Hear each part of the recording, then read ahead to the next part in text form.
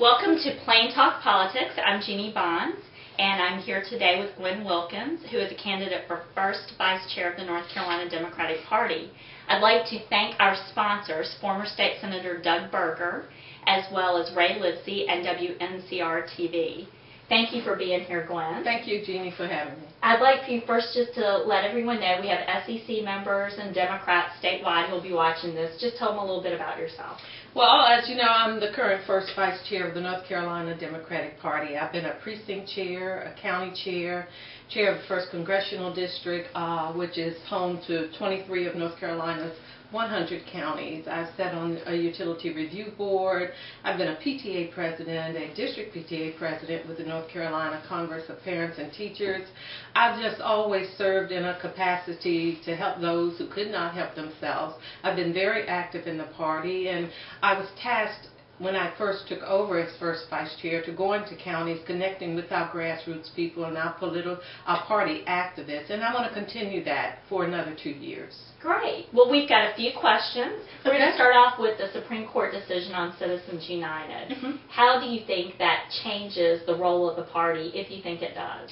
I don't think it actually changes the role of the party. I think what it does, it strengthens us in that we have to be vigilant in getting our message out. It doesn't change the role of the party, but insofar as the corporate donations, I think it definitely dilutes the American voter, because corporations are not people. They should not have that power to contribute whatever money they want to whatever campaign, and they do so indirectly. They're not doing it directly to a campaign or a candidate, but they're doing it indirectly with the interests of they're concerned with and what they run on the commercials. So yes, they are supporting a particular candidate, so we have to be more vigilant in our message and getting our people trained, letting them know what's going on in the party, and so they can be stewards of ours and get the message out and work harder.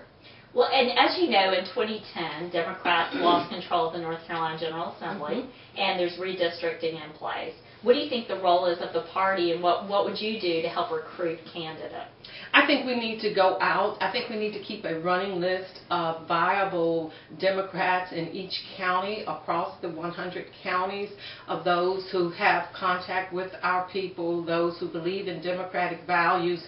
Keep a running list so we always have someone in mind of who can run for office, and not just run for office for one person because that office is open, but target Republicans just like they've targeted Democrats. Target Republicans and have Democratic candidates to run against them. We need to constantly have a base, have a list of candidates who are willing and able to run for office. And what do you think about the use of social media and technology in the party? Are you for that? And what would you do to strengthen that part of the party? I am for social media. Social media, as you know, is geared mostly towards our younger generation. Facebook, Twitter. I have Facebook account. I have Twitter accounts. And a lot of our young people, they gravitate towards that. But my concern is our more seasoned Democrats, that a lot of them don't use Facebook and don't use Twitter. They're used to the regular email or the phone call. So I would like to reach out to them and get them some training on how to use Facebook, how to use Twitter, so they're more in tune and up to date with our young people. And twofold, that would bring our young people together as well as our more seasoned Democrats who have been in office or who have just been party activists for years. That would bring them together, and our young people can show our more seasoned people how to use Facebook, how to use Twitter.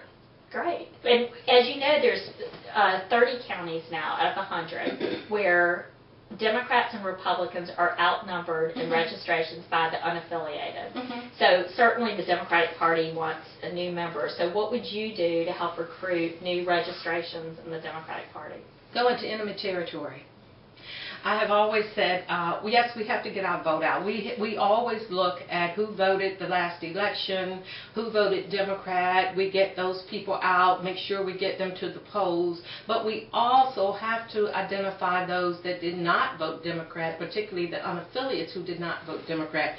Go and talk to them, set up town hall meetings that's geared to unaffiliated voters. And if there are Republicans that are straddling the fence, invite them, not necessarily have a have a town hall where you have unaffiliated voters there where they can ask the tough questions, have Democratic candidates and elected officials who are willing to go to that town hall, answer those questions by unaffiliated candidates and by some Republicans. You never know. You may be unaffiliated or Republican on paper, but when they go into the voting booth, they may vote Democrat. They may remember what that elected official said. They may remember what that Democratic candidate said. So I say go into enemy territory. And I say enemy with quotes, but go into enemy territory so we can pull them over. Okay, and going along those lines, we have 85 rural counties, 15 urban counties. There's some differences with voting patterns. We've got population shifts going on in the state. How are you going to bring urban and rural Democrats together? What I would do, I would like to set up conference calls, bringing the East and West together. Again, I would like to have town hall meetings. I would like to connect the county chairs to the county chairs in the Eastern County chairs with the Western County chairs. Maybe give them pen pals, partners. Let them partner with one county chair. Assign them to, someone in the West as assigned to someone in the East. Do it that way. We can do it at our state executive committee meetings, our district meetings. We can try to have two districts together, first district, the 8th district, something like that. One district from one end of the state and another district from the other end of the state. Bring them together and maybe have, a function together or even a large district meeting. Great. Okay, and we covered some kind of broad areas, so I wanted to give you a chance to speak directly to the SEC and Democrats and let them know, in closing, any other priorities you have or things you want them to remember about Gwen Wilkins when they vote. The one thing I want you to remember is this. Money never walked into a polling station. Yes, we need it. We need money for yard signs. We need it to pay volunteers to work the polls if needed. We need it for palm cards and whatnot.